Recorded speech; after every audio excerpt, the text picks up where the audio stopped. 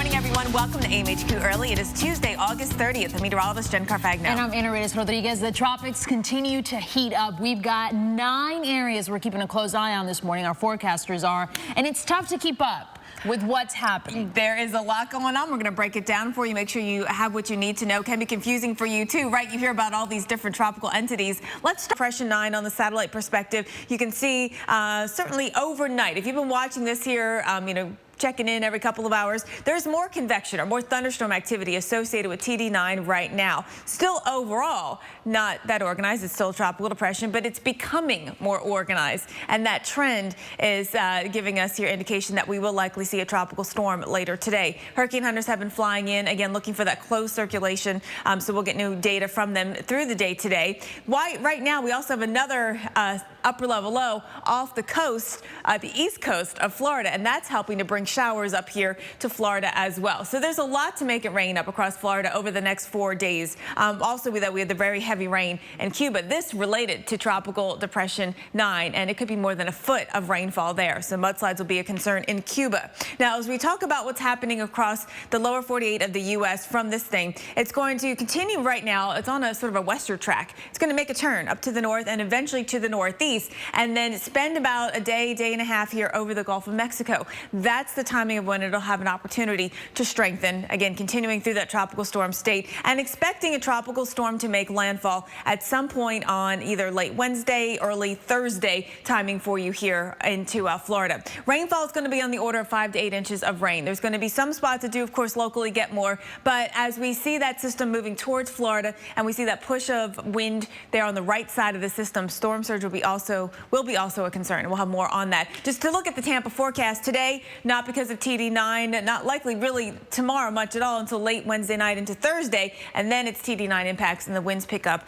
So let's take a look as we show you what's happening with TD8. Right now from a satellite perspective and radar, we've got both on here. You can see how it's just right along the shoreline is where we're getting some of those showers, but it's not onshore. It might be a couple of showers out of Cape Hatteras, but not much really at all. Just check the ob at Cape Hatteras for you, and winds there are gusting closer to 20 miles per hour. So it's a bit breezier out there on the Outer Banks. Now, winds right now with the system itself at 35 miles per hour. It's moving to the northwest at 6. It too is expected to make a turn off the coast. So really just the chance for just a glancing blow here. Right now, tropical depression, it may become a tropical storm, but not necessarily before it makes that turn. So that is one to watch. Not expecting huge impacts, but certainly with being such close proximity to the coastline, rip current risk is going to be one of the bigger beach issues, and some coastal erosion as well. And then we'll see that move on out to sea. Tropical storm warnings are up here from Nags Head to Cape Hatteras down through Morehead City, Oregon Inlet. You are going to be looking at those potential for conditions through today, and then we track it out. So let's show you what's happening. Winds could be gusty. Rainfall could be on the order of 1 to 2 inches. And of course, rain on the roads at this magnitude certainly can be a travel hazard. So be ready for big, heavy downpours that cause some issues. The forecast for Cape Hatteras today, hit or miss thunderstorms with that continuing into Thursday. By Thursday and Friday, we got a front coming in. This front, when it leaves great weather for the weekend. But until then, that's going to actually be maybe your toughest weather of the week.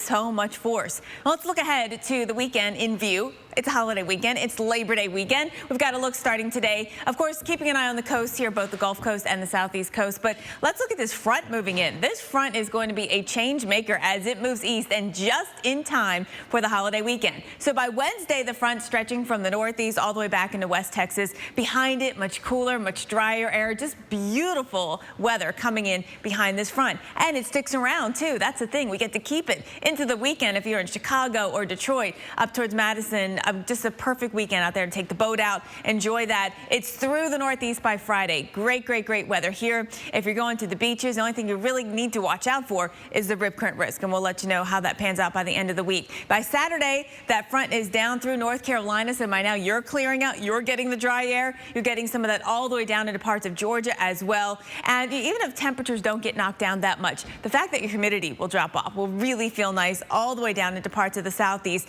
Then by Sunday, tail end of the week, weekend, here comes the next system. So it takes a little bit of time there. Welcome back to AMHQ Early. I'm Jen Carfagno. And I'm Ana Rodriguez. Another busy day as all eyes are on the tropics. We're tracking 9 areas of interest. Count them. There are a lot, stretching from Hawaii's Big Island to the coast of Africa this morning. In Florida, they aren't wasting any time getting ready. How the weather is going to impact your getting out to vote today and what we're dealing with in the tropics. So Tropical Depression 9, actually down here, not too far from Cuba, 300 miles from Key West, but actually a couple hundred miles to the west of Cuba as well. So the center of circulation is not exactly underneath the center of all of this convection or all of this thunderstorm activity. Wind still at 35 miles per hour. Right now, the NOAA hurricane hunters are out here going to investigate this to get new information to put into the models, but there will be steady flights through all of our system today for new information. All right, so let's talk about where this is going right now. We are looking at that westward movement to this 7 miles per hour, moving away from Cuba, away from Florida, and you're wondering, is it going to make a turn? Yes, it is, and we are going to see that turn as we get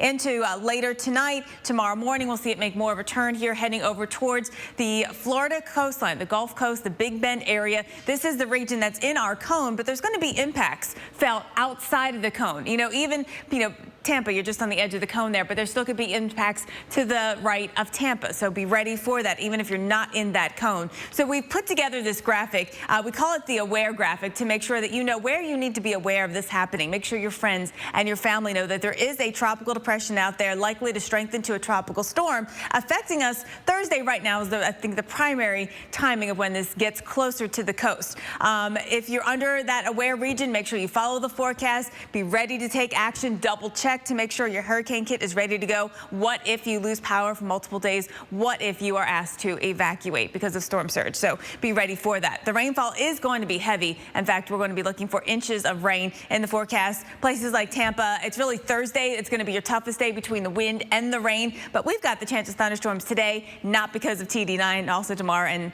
again on Friday, Ana Rodriguez. All right, let's talk about your coast-to-coast weather headlines this morning. I forgot to do TDA. Another TDA. So much in the tropics. Right. Yes.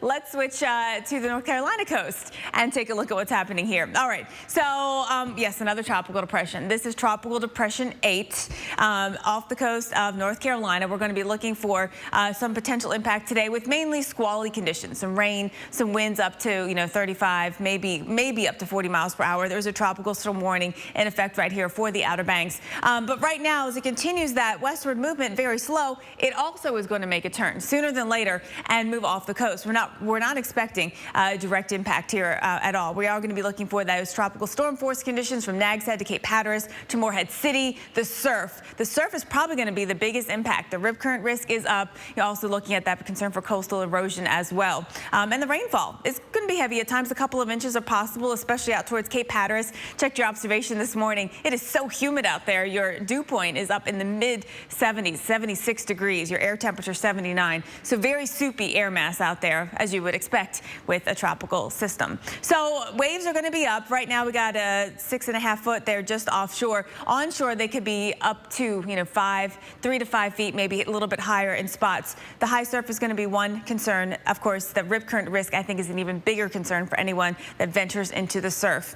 Today we've got the chance for thunderstorms Wednesday as well, and then we actually have a front coming in on Thursday and Friday, and this is not because of our tropical system, but the front drops in and helps exacerbate those thunderstorms. Meanwhile, TD9 passes out to sea to the east of it. So a lot going on, Andrew.